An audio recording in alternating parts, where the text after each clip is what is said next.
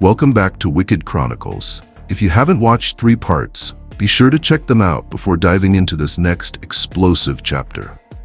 Detective Elise Hart thought she was chasing a killer. Now she realizes she's chasing something much bigger. In Part 3, Elise was pulled deeper into the shadows of Blackridge City when she met Cipher, an informant with inside knowledge of the Crimson Vow. He dropped a bombshell. Leo Carter, someone Elise once trusted, wasn't just connected to the conspiracy. He was at the center of it. Determined to uncover the truth, Elise followed Leo, only to witness him in a secret meeting with Victor Marconi, a known enforcer for the Crimson Vow. That moment shattered everything she thought she knew.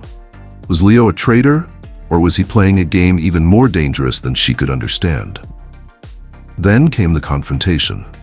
Elise confronted Leo while he met with Victor, demanding answers. But Leo wasn't the same man she used to know. His words were calculated, his actions precise, and for the first time, Elise felt like she was the one being played. Now in Part 4, Elise is running out of time. The Crimson Vow isn't just a syndicate. They're the real power in Blackridge City. The deeper she digs, the deadlier it gets. And as betrayals unfold, Elise will have to decide. How far is she willing to go for the truth? Stay tuned. The fight is only just beginning. The aftermath of the warehouse ambush weighed heavily on Elise. She sat at her desk, staring at the scattered case files, the flickering light of her desk lamp casting long shadows across the room. Leo's revelations played on a loop in her mind. His undercover operation, his claims of gathering evidence against the Crimson Vow, and his insistence that internal affairs and the department itself were compromised. But despite everything, there were too many unanswered questions, too many doubts. Cipher's latest warning, warehouse compromised, get out now, suggested the Crimson Vow had eyes everywhere. The fact that they'd ambushed her and Leo before they even had a chance to act meant someone on the inside was feeding them information. Someone was always one step ahead. Elise clenched her fists. If the Crimson Vow had turned her own precinct against her, she needed proof, and she needed it fast. The next day, Elise gathered what little trust she still had in her remaining allies. Cipher, ever paranoid, had agreed to help her set a trap for the mole inside the precinct. Together, they devised a plan that would expose the traitor, or so they hoped. The trap involved a decoy meeting with a high-value informant who was supposedly ready to hand over incriminating evidence against the Crimson Vow. The location was carefully chosen, an abandoned textile factory on the outskirts of the city.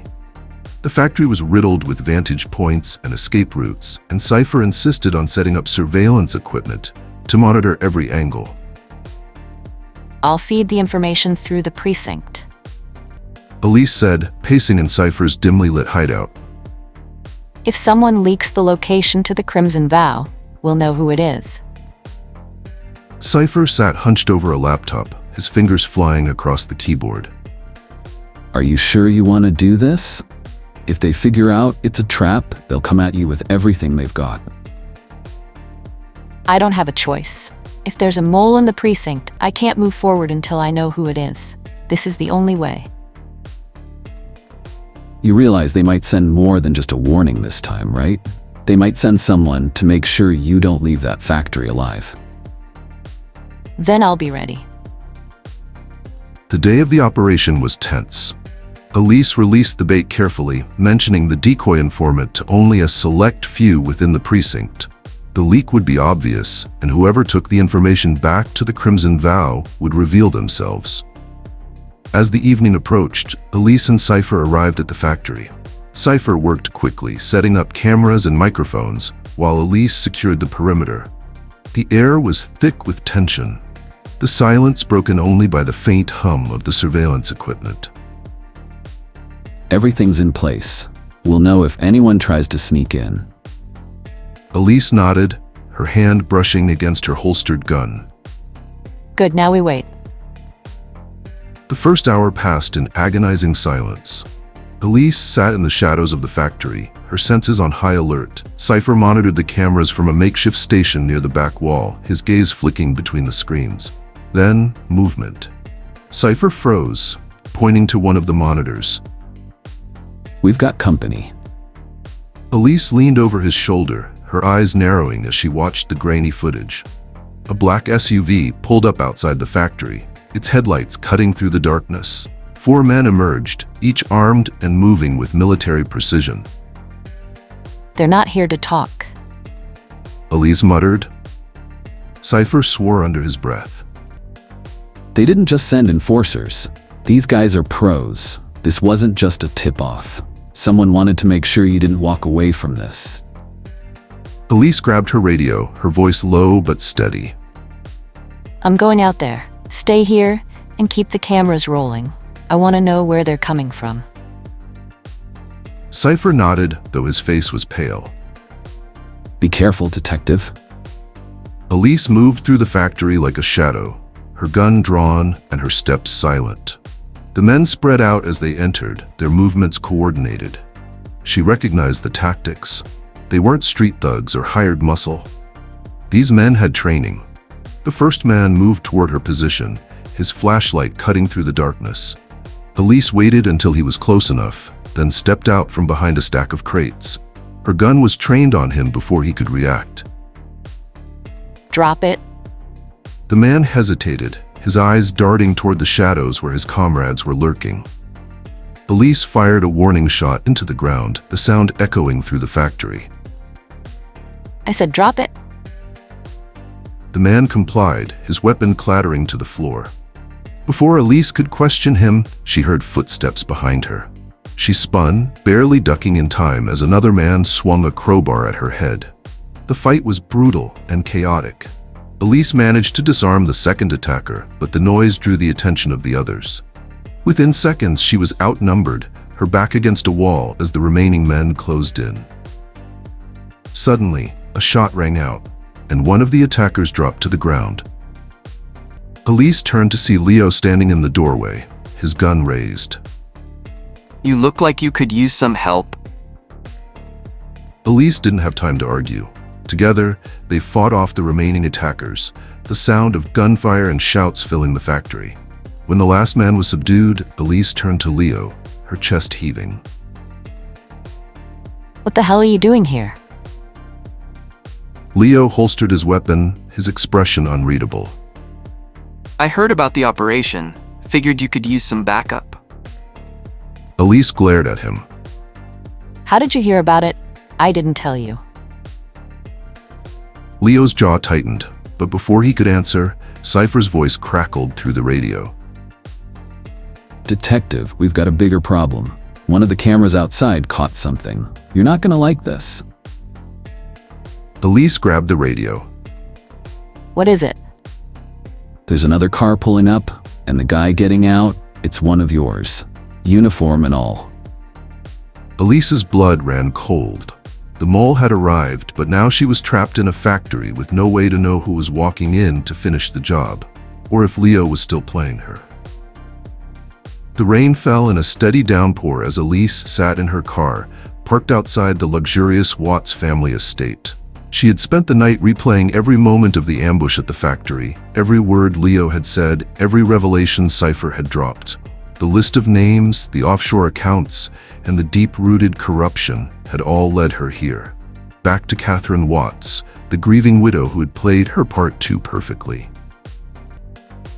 Elise had uncovered damning evidence over the past 24 hours. Financial transfers tied to offshore shell companies, all originating from accounts connected to Catherine. The money had been funneled through a labyrinth of businesses, some legitimate, others fronts for laundering, all tied back to the Crimson Vow. Catherine wasn't just complicit in her husband's murder, she was in control of it all. The facade of the grieving widow was about to crumble. The door swung open to reveal Catherine Watts, dressed impeccably as always, her expression cool and collected. Detective Hart. She said with a faint smile, though her eyes betrayed annoyance. I wasn't expecting you. Elise stepped inside without an invitation, her soaked trench coat dripping onto the pristine marble floors. We need to talk, Mrs. Watts. I've uncovered some interesting things about your late husband and you. Catherine's smile faltered. I don't know what you mean. Let's skip the act, shall we? Your husband wasn't just paranoid. He was investigating you. He found out you were siphoning money from city contracts and funneling it into the Crimson Vow's operations. That's why you had him killed, isn't it? To protect your empire. Catherine's expression hardened, the mask of grief slipping for the first time. Detective, you've clearly been working too hard. You're grasping at straws. Elise pulled a folder from her bag and slapped it onto the dining table. Here are the bank transfers. Here's the shell company you set up in the Cayman Islands. And here's the kicker. The offshore account you've been using is directly tied to payments made to Victor Sloan. Do you want me to keep going? Or should we cut to the part where you tell me the truth? Catherine's face was stone, her eyes cold as she stared at the evidence. Then, slowly, a smile crept across her lips. Not the warm, gracious smile she had worn before, but something colder, sharper. You're smarter than I gave you credit for. Catherine said, her voice laced with amusement. But you're also naive. You think uncovering a few bank transfers and throwing around accusations makes you untouchable? Elise stepped closer, her voice low and firm. I'm not afraid of you, Catherine. You orchestrated your husband's murder and tried to frame it as a warning from the Crimson Vow. You thought you could control everything, but you made a mistake. You underestimated me. Catherine laughed softly, the sound unnerving in its calmness. Oh, Detective, do you really think this is about me underestimating you? You're a pawn in this, just like Henry was. The difference is, Henry forgot his place. He thought he could take them down. He thought he could outmaneuver me. So you had him killed? Elise said, her jaw tightening. Of course. Catherine said simply, as if discussing the weather. Henry became inconvenient. He thought he could betray me, turn over everything we built to the authorities. He didn't realize how much of the game I already controlled. Elise felt a surge of anger rise in her chest. And what about Eddie Reynolds? Did he become inconvenient too? Or was he just collateral damage in your little war? Catherine raised an eyebrow. Eddie? Oh, Detective, I don't keep track of every rat scurrying in the shadows. But I will say this, if Eddie crossed Victor, then he sealed his own fate. And if you're not careful, you'll end up just like him. Elise's hand instinctively moved to her gun, but she stopped herself. Catherine wasn't a fool. She wouldn't make a move here, not with the weight of Elise's evidence against her. But Catherine wasn't finished. She leaned forward, her voice dropping to a near whisper. Do you really think you've uncovered the truth? The Crimson Vow is bigger than you, bigger than me. You cut one thread and another takes its place. You might bring me down, but you'll never stop them. Not when they own half the city. Elise stared at her, the weight of Catherine's words settling like a stone in her chest. Catherine wasn't just arrogant, she was confident. The kind of confidence that came from knowing the system was rigged in her favor. I'll take my chances. Elise said, her voice steady. Catherine smirked. Good luck, Detective. You're gonna need it. Elise left the estate with a fire burning in her chest. Catherine's casual admission of guilt had confirmed everything she already suspected, but it also left her with a sinking feeling. Catherine wasn't bluffing. Her reach extended far beyond what Elise had uncovered so far. Back in her car, Elise dialed Cipher. Tell me you got everything. She said as soon as they picked up. I did. Your little visit with the widow was enlightening. I've got the audio and video feed saved and ready to go. You really know how to push people's buttons, Detective. She didn't crack.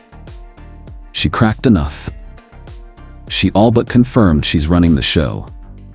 The question is, what are you going to do with that information? Elise stared out at the rain-soaked city streets, her mind racing.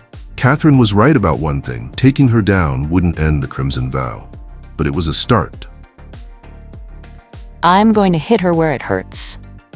If we can't dismantle the whole machine, we'll take apart as much of it as we can. Bold move? Cipher said, his tone laced with skepticism. But don't forget, Detective, she's not just fighting you. She's already 10 steps ahead. Watch your back. That night, Elise sat alone in her apartment, poring over the evidence. The financial records, the surveillance footage, Catherine's veiled threats. It was all there, but it wasn't enough. She needed more. Something that would shake the foundations of Catherine's empire and expose the Crimson Vow's grip on the city. Her phone buzzed on the table. Another message from Cipher. Be ready, they're coming for you next. Elise leaned back in her chair, the weight of the fight pressing down on her. Catherine had declared war, and Elise was running out of time to figure out who she could trust and how far the Crimson Vow's reach truly extended. Thanks for sticking with us through Part 4 of Wicked Chronicles, The Crimson Vow. But if you thought the danger was over, you're not ready for what's coming next. Detective Elise Hart is running out of time. The deeper she digs, the deadlier the game becomes. The Crimson Vow is no longer a whisper in the dark. It's a force moving against her, watching her every move. The Crimson Vow isn't just controlling Blackridge City, they're protecting something. And Elise is about to find out what.